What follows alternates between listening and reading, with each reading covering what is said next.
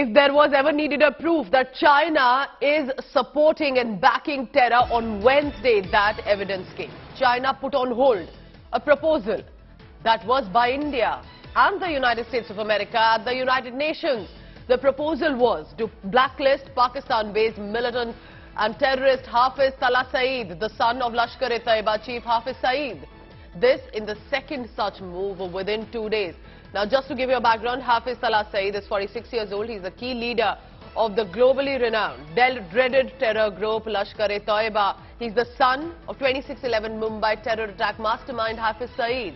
But China decides to put it on hold, knowing fairly well what Hafiz Saeed, his ideology and his son no less and his speech have done.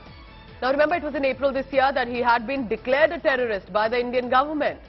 It is learned that China placed this hold on the proposal to add Hafiz Talha Saeed under the Al-Qaeda Sanctions Committee of the UN Security Council. This is second time, I must add here, 2 days that Beijing has put on hold such a proposal. Let's go across to India Today's Foreign Affairs editor for the latest. Geeta, what is China's defense here? How are they possibly defending the fact that they do not want to go ahead and have Hafiz Saeed's son, Talha Saeed, also a terrorist, be put clearly in that designation? Well, it is double-speak by Pakistan in many ways and one, Pooja, because just ahead of the FATF's decision to remove them from the grey list, we are seeing Pakistan, with the support of China, continue to harbour terrorists such as Talha Saeed, Hafiz Saeed, Masood Azhar, Masood Azhar's brother Rauf Azhar. There are 5. This is the 5th technical hold that China has placed on a terrorist who should have been designated by the United Nations Security Council but couldn't because they're supporting Pakistan. So the 5th technical hold in as many months, which includes Masood Azhar's brother and now Hafiz Saeed's son.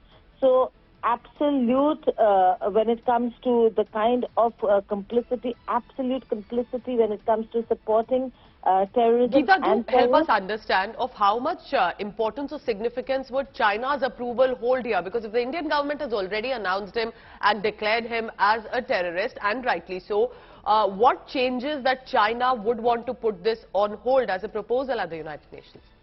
Well, there's a huge difference when a country designates or declares these individuals terrorists, then it's a country-based designation of the terrorists. Okay. These 5 terrorists are already designated by India as also by the United States of America, but have not been designated by the United Nations.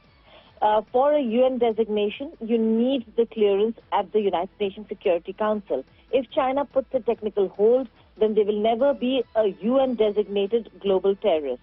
So if they're not UN-designated, the sanctions that come with and the freezing of accounts, the kind of measures that the country is obligated to take, the country does not have to follow with country-based designations. It's anybody's guess of why China will want to put this on hold when clearly there's enough evidence of what Lashkar-e-Taiba has done in the Indian subcontinent. Geeta Mohan with all the latest. Geeta, thank you very much for now.